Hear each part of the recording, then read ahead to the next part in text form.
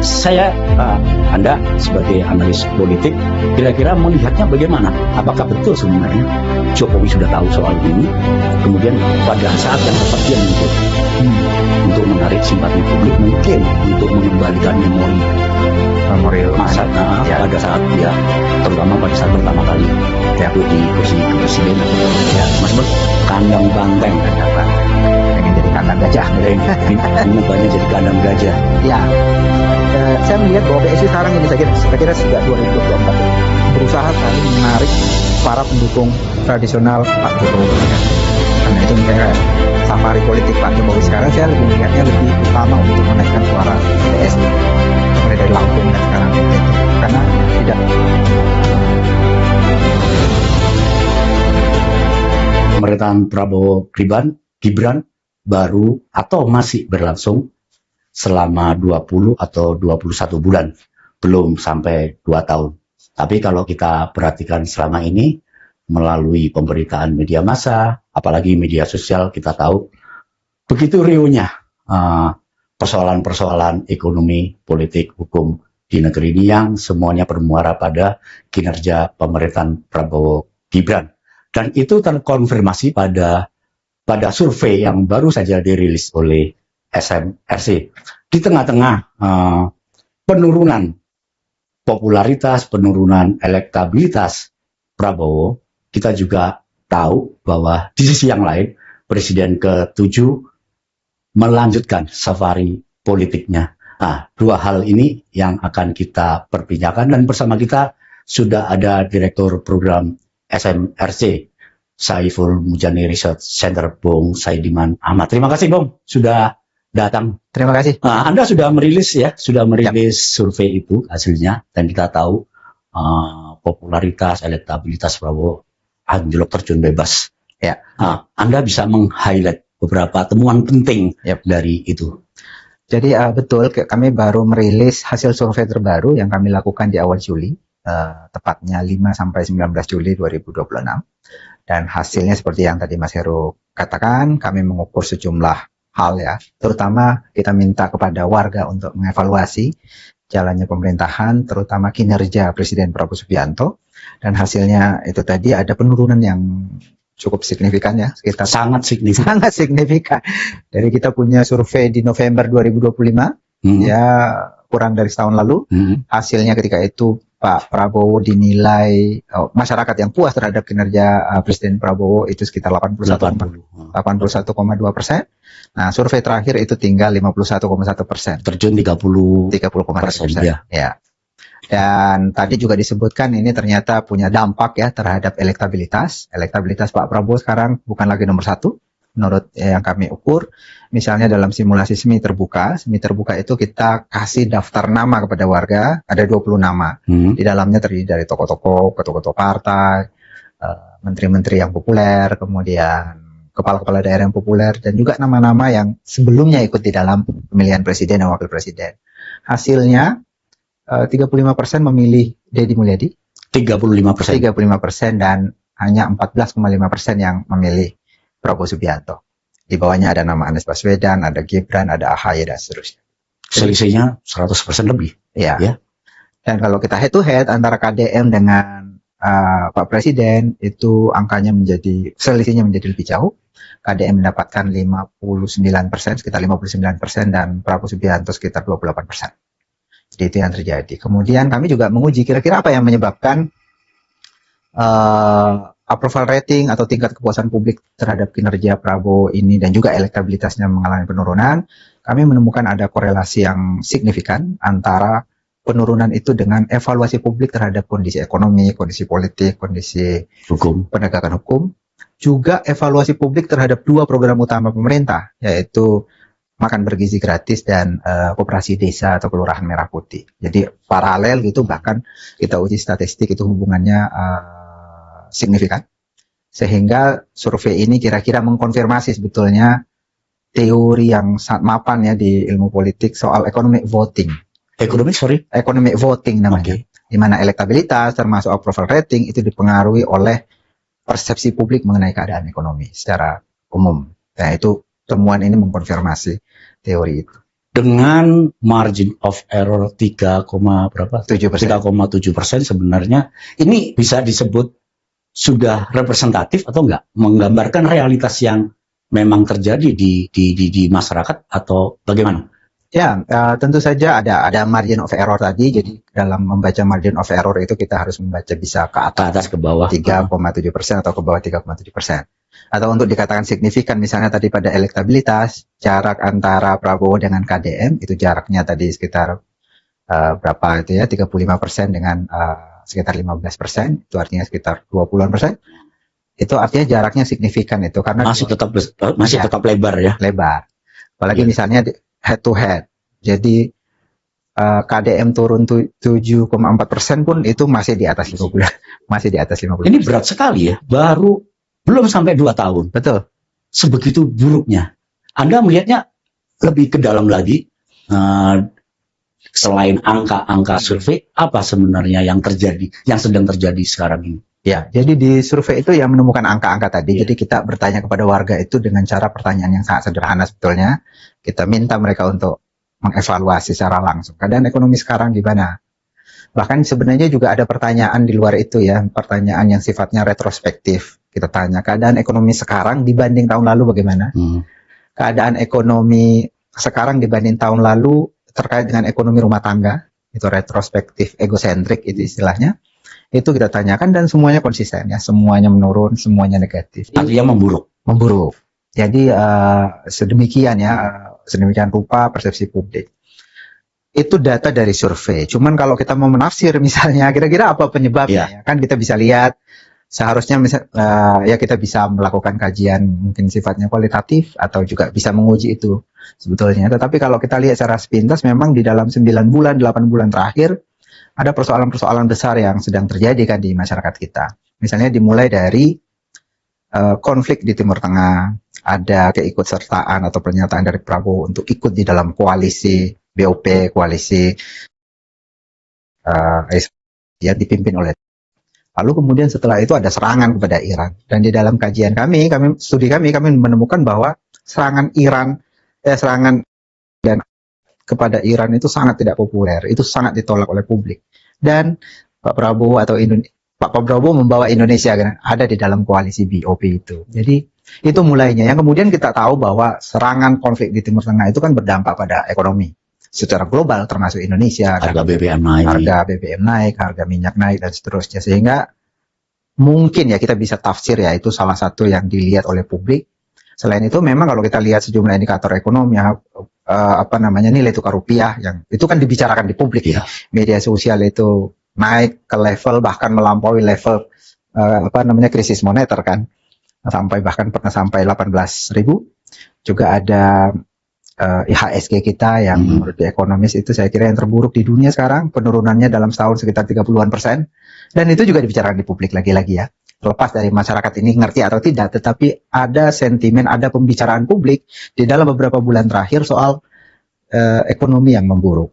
Walaupun ya ada BPS, ya ada angka pertumbuhan ekonomi 5,61% yang naik, tetapi pembicaraan tentang itu kan terus bergulir. Ini juga akan dikritik oleh para ekonom bahwa angka pertumbuhan ini tidak sustain karena ada beberapa indikator yang hanya terjadi di kuartal pertama dan tidak terjadi nanti ya. Misalnya spending pemerintah yang besar, ada THR waktu itu ada lebaran dan seterusnya.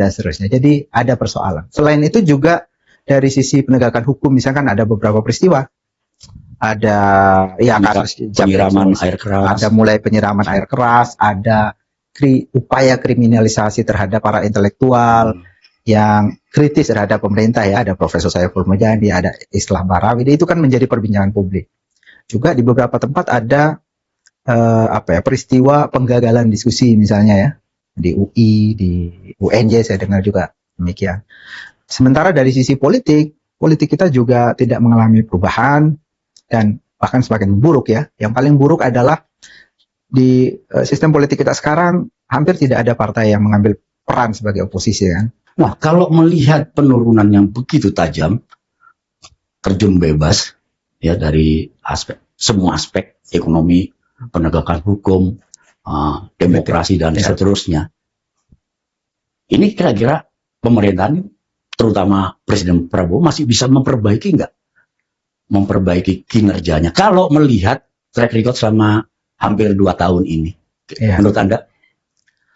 Ya kalau mau secara objektif tentu saja bisa ya diperbaiki karena kan kita melihat dari sejarah sebelumnya juga approval rating itu fluktuatif pada dasarnya, bisa naik turun.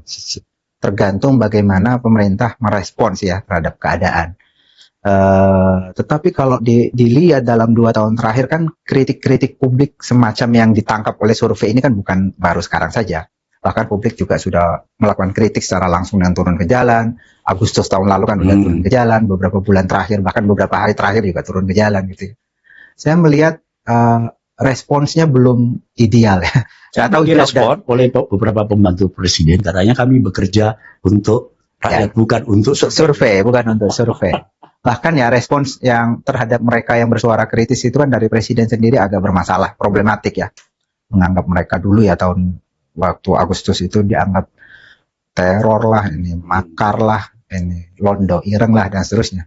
Nah kalau cara komunikasi semacam itu masih terus dipertahankan menurut saya agak susah ini. Karena kondisi di bawah ini, publik kan mungkin pada awalnya bisa melihat janji-janji ya, menaruh harapan terhadap janji di tahun-tahun awal. Ya tadi waktu masih approval ratingnya 80%. Itu kan janjinya masih oke lah, orang masih berharap. Tetapi pada akhirnya publik akan realistis. Apakah janjinya ini benar dilaksanakan atau tidak gitu. Jadi sekarang ini saya kira eranya bukan lagi sekedar janji, bukan lagi sekedar menyuarakan apa yang akan dilakukan, tetapi publik ini sekarang butuh realisasinya seperti apa, pelaksanaannya seperti apa. Misalnya kayak tadi program unggulan pemerintah, MBG, KDMP gitu ya. Kan publik ya pada akhirnya bisa melihat itu mulai dari awal ya soal, saya kira saya baca sudah sekitar 37.000 orang yang keracunan gara-gara MBG. Kemudian ada persoalan anggaran yang maju mundur, awalnya dianggarkan 335 triliun, kemudian berubah 268, kemudian berubah lagi 229, dan kemudian dikatakan lagi akan turun. Itu kan bisa membuat publik ini serius apa enggak? Ini kan program yang sangat besar, memakan anggaran yang sangat besar, dengan cara menarik anggaran dari pos-pos lain. Dari daerah ditarik, dari pendidikan ditarik, pada akhirnya pemerintah tidak bisa melaksanakan pembangunan infrastruktur yang memadai misalnya, untuk program yang sangat besar ini, tetapi terlihat tidak begitu serius. Dan sudah dikorup bahkan. Jadi PGN, pimpinannya ditangkapin semua. Jadi pada akhirnya publik melihat itu. Nah, saya kira itu semua yang menyebabkan persepsi ini. Nah, ini menarik, Bung Saidiman. Pada titik yang krusial seperti itu, momentum seperti ini, kemudian dari arah yang lain kita tahu Presiden ke-7 Jokowi sebenarnya sudah start kemarin ya, dari Lampung kemarin. Yang baru adalah safari politiknya ke NTT, kampanye untuk PSI. Nah, Anda sebagai analis politik, kira-kira melihatnya bagaimana? Apakah betul sebenarnya Jokowi sudah tahu soal ini, kemudian pada saat yang tepat dia muncul untuk menarik simpati publik, mungkin untuk mengembalikan memori masa pada saat dia, terutama pada saat pertama kali duduk di kursi kepresidenan. Meskipun sekarang dia kampanye untuk anaknya, atau partainya. Partai anaknya. Partai anaknya. Ya, itu menarik memang. Dalam situasi sekarang ini, tadi saya mengatakan bahwa yang puas dengan kinerja pemerintah cuma 51,1%, yang tidak puas itu sekitar ya hampir 50%, ya 46,9% yang menyatakan tidak puas. Artinya ada ceruk yang sangat besar nih yang kritis terhadap pemerintah, yang tidak puas dengan kinerja selama ini, tidak puas dengan kinerja selama ini. Dan ini belum diwakili oleh partai manapun sebetulnya. Karena tadi kita menyebut tidak ada partai yang oposisi kan.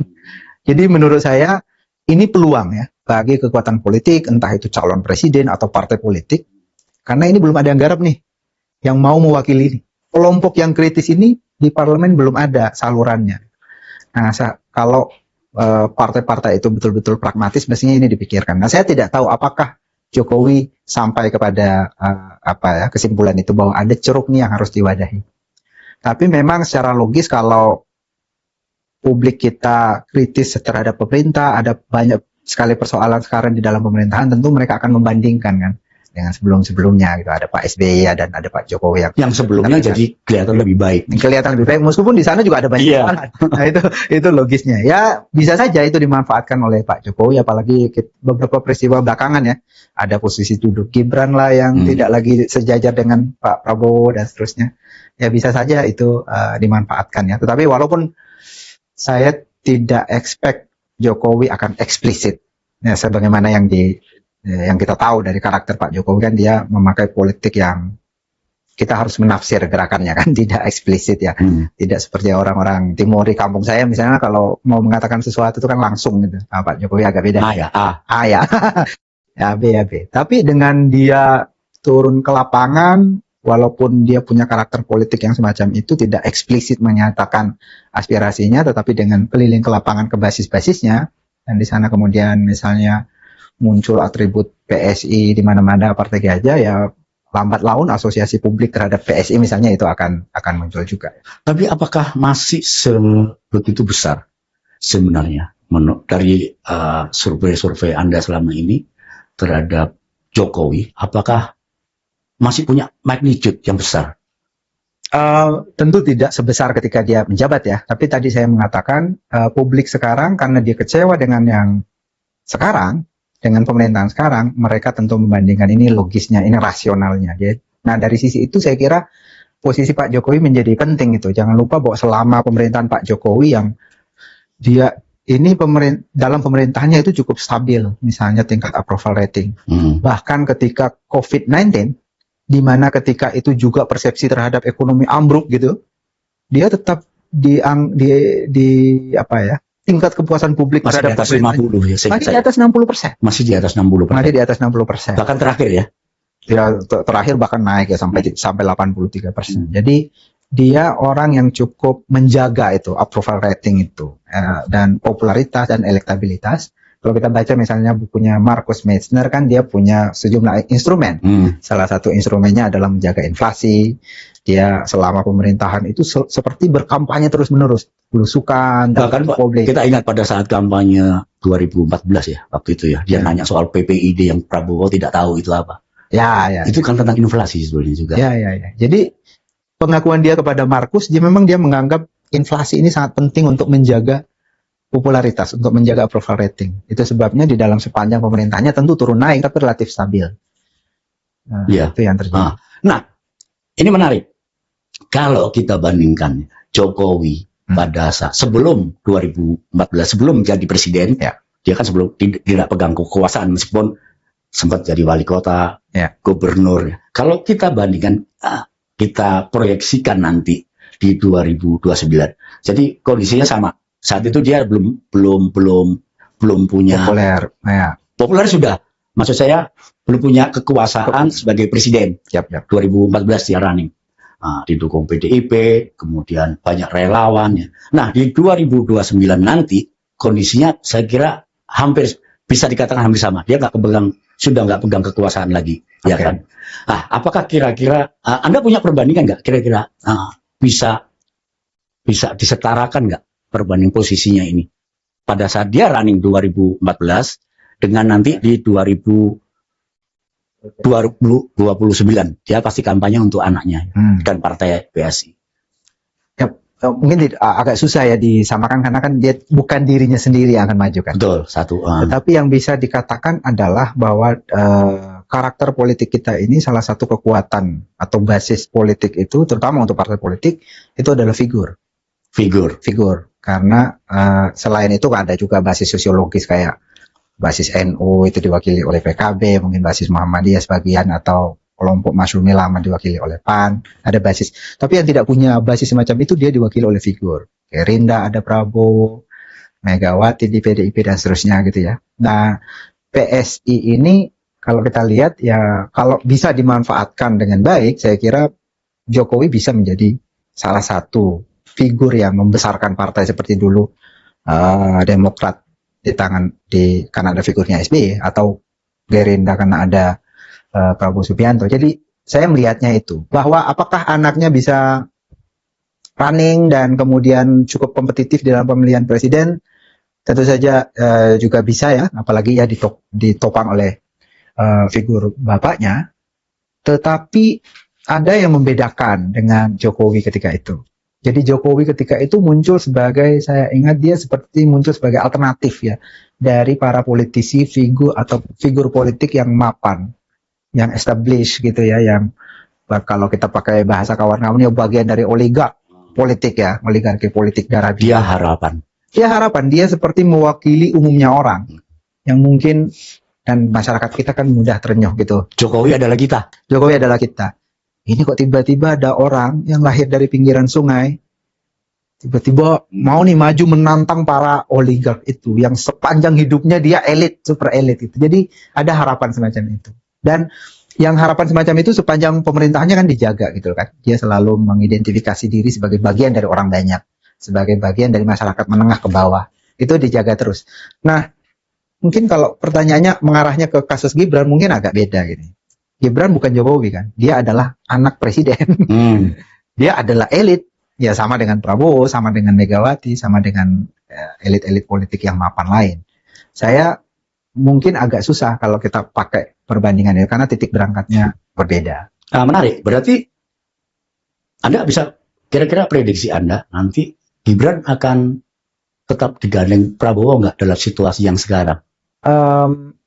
Apa saya bisa terjadi, tapi kalau kita melihat fenomena selama kita sistem pemilihan langsung, tidak pernah terjadi pada periode kedua calon presiden yang sudah di periode pertama itu menggandeng wakil presidennya sebelumnya. Bahkan Jokowi pun tidak. Tidak, biasanya malah berhadapan gitu ya. Kasus JK misalnya di 2009, ya Jokowi pun tidak melakukan itu. Jadi kalau kita lihat presidennya, ya mungkin kalau itu tetap terjadi ya. Apalagi kalau melihat dia sudah duduknya disamakan dengan menteri. Dan juga potensial, karena bagaimanapun dia kan wakil presiden, walaupun dia tidak seberkuasa presiden, tapi setidaknya dia punya kekuasaan juga kan.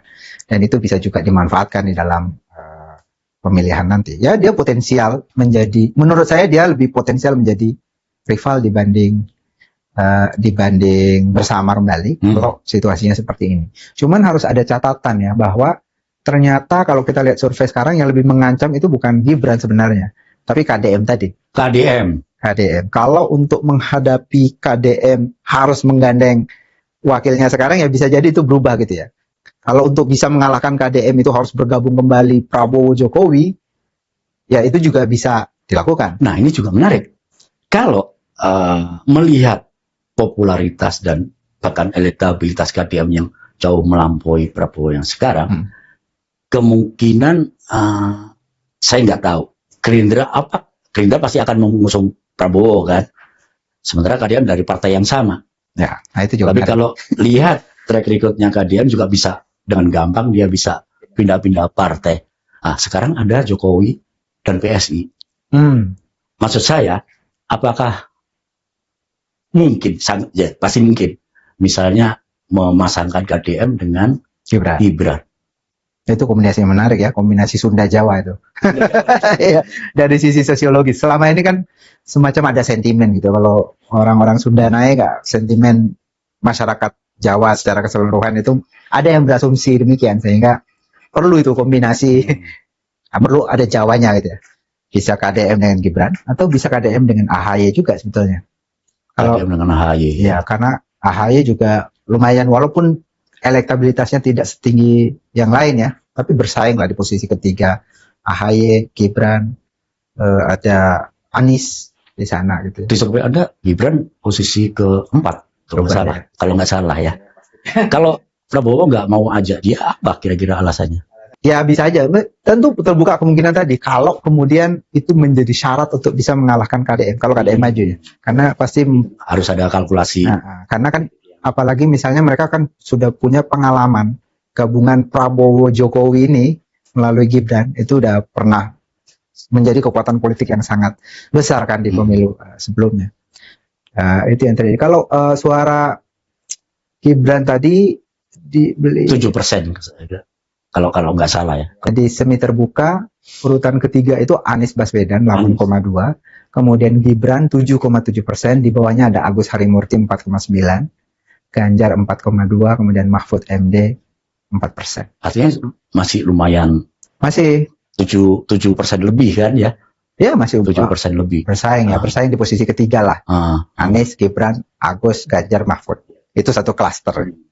Klaster pertama KDM, klaster kedua Prabowo, klaster ketiga beberapa nama. Nah, kalau melihat lagi-lagi balik ke kampanye Jokowi, dia yakin betul tampaknya ya bahwa PSI akan lolos parlemen. Kalau survei dari yang bocor dari survei rekan Anda, indikator itu kan 2,3% kalau nggak salah ya. 2,3%. Ya. Kalau PT-nya electoral parliamentary threshold-nya nggak berubah 4%, sebenarnya masih ada waktu ya buat dia untuk naik. Tapi menurut Anda? Kalau kami kan juga nanya ya, ada juga rilis soal elektabilitas partai politik. Kalau di kami PSI itu sudah 4,1%. Oh, lebih besar. Malah lebih besar, 4,1%. 4,1%. Ya. Udah lolos kalau dengan undang-undang yang sekarang. Iya betul. Sudah lolos. Tapi kan kalau kita lihat sejarah PSI kan di 2019 dia dapat 1,8% kan. 1,8. Kemudian di 2024 2,8 sekian persen kalau tidak salah. Itu naiknya sekitar 60-70% kan. Kalau itu konsisten naik lagi sekitar segitu lagi. Ya itu sekitar angkanya sekitar 4,4% atau sekitar 4-5% lah sebenarnya. Kalau dia compounding kenaikannya ya. Dan menurut saya itu sangat potensial, apalagi misalnya Pak Jokowi ini sudah semakin terlihat mengidentikan dirinya dengan PSI. Itu penting sekali di dalam pembentukan partai kita kan, perlu tokoh gitu. Karena PSI kan dia bukan berasal dari ormas yang lama gitu sehingga ada masa tradisionalnya. Ini partai yang baru dibikin, dia perlu ditopang oleh figur yang kuat. Dan saya kira Pak Jokowi adalah salah satu figur yang kuat itu. Nah, branding PSI di awal kita tahu betul kan, dia mencoba untuk merepresentasikan partai anak muda, perkotaan, pelajar, kritikal, anti korupsi, tapi kemudian berubah total ya setelah itu. Kira-kira Anda tadi juga bilang bahwa banyak orang yang tidak puas dengan Prabowo, kemungkinan juga beralih ke figur Jokowi. Bisa jadi ceruk lah. Bisa ada ceruk di sana yang bisa dimanfaatkan oleh Jokowi. Lah, pertanyaannya apakah PSI dan Jokowi bisa memanfaatkan ceruk yang mestinya maksud saya pasar apa sebenarnya PSI itu?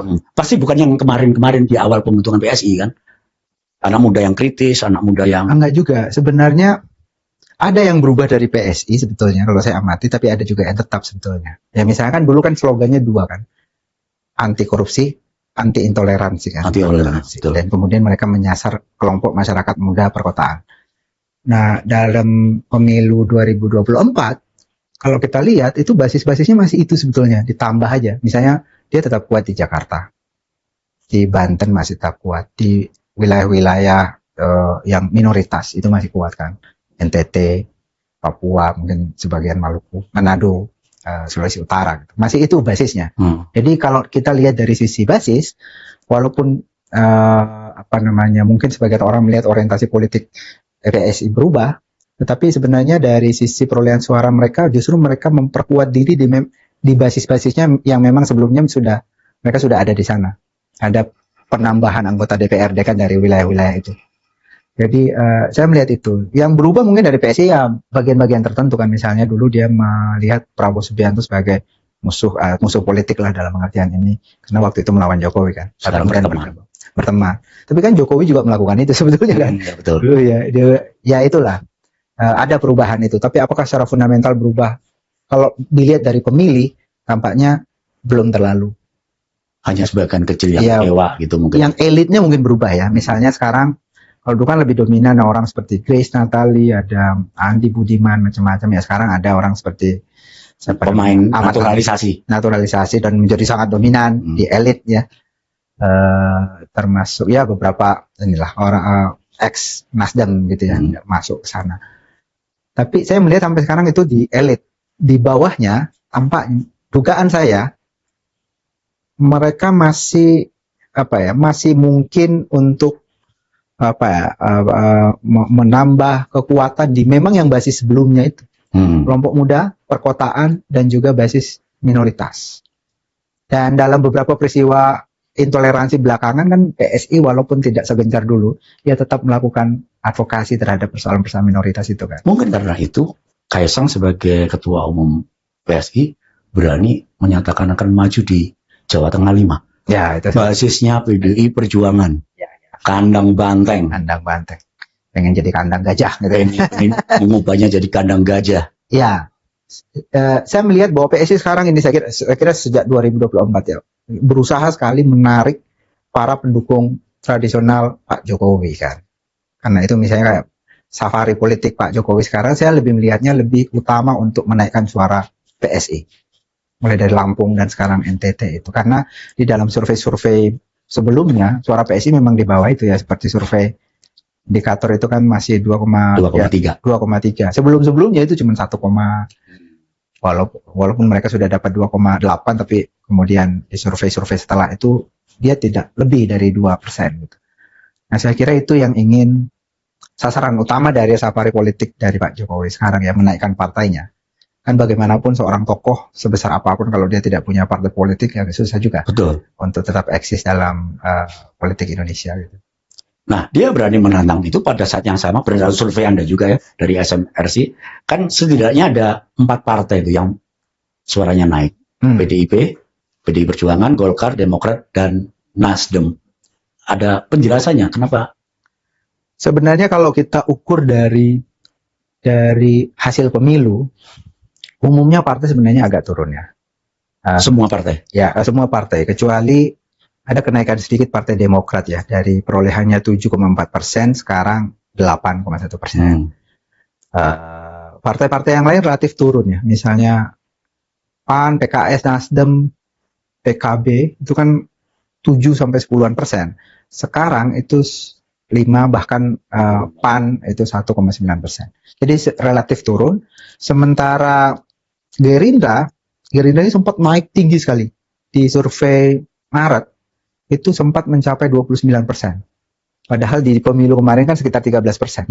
Tapi setelah Maret ke sini itu anjlok menjadi sekitar mengikuti presidennya. Mengikuti presiden tadi. Anjlok menjadi sekitar 16,9%. Jadi itu partai-partai politik ya. Tapi biasanya memang partai politik ini ada fluktuasi, mereka punya karakter masing-masing. Tapi secara umum masyarakat itu menentukan akan memilih partai politik atau calonnya itu biasanya menjelang itu baru menjadi lebih clear pilihannya. Misalnya kita bisa lihat dari mereka yang menyatakan belum bisa menjawab atau belum tahu jawabannya itu masih 25,9%. Masih besar ya. Besar. Dia pemenang pemilu ini kalau pemilu sekarang yang tidak menjawab ini. Jadi tapi semakin dekat ke pemilu biasanya akan kelihatan ya, merujuk karena udah ada mulai kampanye. Mungkin figur-figur yang akan mereka coblok sudah mulai kelihatan gitu, mereka udah bisa melihat. Nah, posisi yang menarik juga ya. Anda tadi bilang bahwa sekarang praktis tidak ada oposisi. Ya. Mungkin hanya satu yang menyebut diri sebagai penyeimbang. Posisi penyeimbang ini kira-kira di dalam peta kepolitikan publik sekarang ini bagaimana? Nah, itu dia menjadi tidak terlalu jelas sebetulnya ya. Kecuali belakangan ya, mulai ada sejumlah anggota PDI Perjuangan yang ya kritis ya. Tetapi sebagai satu partai yang benar-benar mengambil posisi berlawanan dengan pemerintah seperti yang dilakukan di zaman SBY, belum terjadi ya. Mestinya sih dalam situasi di mana publik semakin kritis, dia masuk itu. Kan itu ini saja, pragmatis saja. Partai politik itu kan sebenarnya dari part kan, dia mewakili sebagian masyarakat. Nah ini ada satu bagian setengah ini nggak ada yang garap. Nah itu yang terjadi sekarang di dalam politik kita. Jadi balik lagi ke survei Anda yang tadi yang terutama elektabilitas ya, KDM begitu melejit. Ini faktornya apa sih? Karena kalau saya perhatikan dari luar ya. Gimik-gimiknya persis sama dengan Jokowi. Pak Jokowi. Apa itu memang Pak Nijo? Sementara dibandingkan dengan Prabowo kan 180 derajat. Top down, nggak mau komunikasinya jelek. Ya betul. Dan seterusnya. Di dalam studi ini kami memang mencoba melakukan cross tabulasi ya antara evaluasi publik terhadap kondisi-kondisi tadi dengan pilihan presiden. Kami misalnya melihat bahwa ada kecenderungan mereka yang mengevaluasi positif keadaan ekonomi, keadaan politik, itu cenderungnya memilih Prabowo. Dan yang negatif itu cenderungnya ke KDM. Itu situasinya sekarang yang kami temukan dari prostabulasi itu. Jadi tampaknya KDM ini untuk sementara itu menampung suara yang kritis tadi. Dan kebetulan suara yang kritis ini membesar. Jadi itu mungkin penjelasan kalau kita hanya menggunakan studi kuantitatif ini. Jadi mereka yang kritis terhadap bagaimana kondisi ekonomi, mereka yang negatif pandangannya soal kondisi politik, penegakan hukum, itu cenderungnya sekarang ke KDM dibanding ke Prabowo. Jadi dia nampung itu. Apa yang menyebabkan mereka beralih ke sini? Ini spekulasi sifatnya ya, tetapi dugaan saya adalah publik ini belum melihat figur lain yang bisa mewakili keresahan mereka. Figur lain yang bisa dianggap sebagai figur oposisi ya. Kalau dulu di zaman Pak Jokowi, kan ada Anies tuh, yang mewakili oposisi. Waktu itu Pak Jokowi kan rata-rata tingkat kepuasan publiknya 70%. Ada sekitar 30-an% yang tidak puas. Dan itu pula suara Anies, 20-30% waktu itu. Jadi benar-benar dia merepresentasikan kelompok yang tidak puas terhadap pemerintahan. Nah sekarang ini belum. Anies sendiri kan ya walaupun kadang-kadang juga kritis, tapi tidak seperti dulu kan. Benar-benar muncul sebagai tokoh. Dan waktu itu kan dia juga gubernur. Jadi publikasinya juga oke gitu ya. Sekarang kan dia orang biasa saja. Nah mungkin itu terjadi tadi kenapa suara kritis KDM. Karena ya KDM dia populer sekarang. Dia gubernur dari provinsi yang terbanyak penduduknya, 16-17% kan dari total populasi. Dan di Jawa Barat dia sangat populer. Approval ratingnya yang terakhir sekitar 95%. 95%. Ya, hampir semua orang Jawa Barat puas terhadap kinerjanya. Bahwa kinerjanya ada atau tidak hal lain ya. Yang jelas itu yang terjadi di Jawa Barat. Bahwa dia hampir sama dengan Pak Jokowi. Mereka nggak peduli. Iya. Yang penting ini bisa dianggap sebagai alternatif dari yang ada sekarang. Ya, mungkin karena belum muncul ya figur alternatif yang benar-benar menantang pemerintahan yang berdiri sebagai oposisi. Kalau ada figur semacam itu, seperti yang dilakukan oleh Anies, Anies dulu kan ceruknya sekitar 30% aja. Sekarang ini ceruknya 50%. Mestinya itu bisa lebih kuat. Berani nggak kira-kira KDM melakukan itu? Melawan. Mungkin saja ya. Kalau kita lihat track recordnya, dia dulu kan ketua Golkar Jawa Barat ya. Ya dia bisa itu, tidak harus jalan secara politik dengan DPP gitu misalnya. Saya kira ada sejarah itunya. Dan juga ketika dia jadi bupati juga dia muncul sebagai figur yang secara sosial kan melakukan perlawanan juga terhadap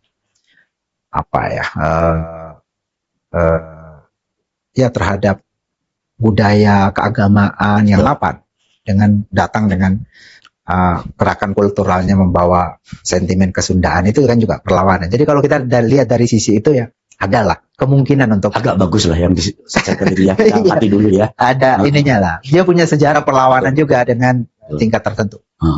Apalagi kalau kemudian digabungkan dengan saya nggak tahu tadi yang sudah kita bicarakan kampanye safari politiknya Jokowi dan posisi krusial yang dialami oleh Gibran ya, mungkin bisa ketemu dua kekuatan ini, saya nggak tahu. Bisa jadi. Apalagi misalnya kalau kita lihat, katakanlah KDM balik ke Golkar ya, karena tidak mungkin satu partai mengusung dua yang berlawanan. Ya balik ke Golkar, dan kita kan tahu juga ada sejarah kedekatannya khusus ya antara Pak Jokowi dengan Golkar kan. Bahkan pernah diusulkan akan jadi ketua Dewan Pembina, ketua Golkar, bahkan ya Gibran dulu kan pertama-tama mau maju sebagai calon wakil presiden kalau tidak salah dari Golkar kan yang mengusung.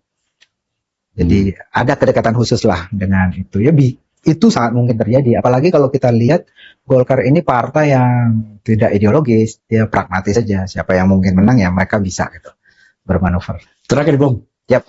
Anda bilang bahwa stok pemimpin kita ternyata terbatas sekali. Terbatas. Sampai saat ini ya Pak, ada KDM, kemudian klasternya Prabowo, dan seterusnya, AHY, dan seterusnya.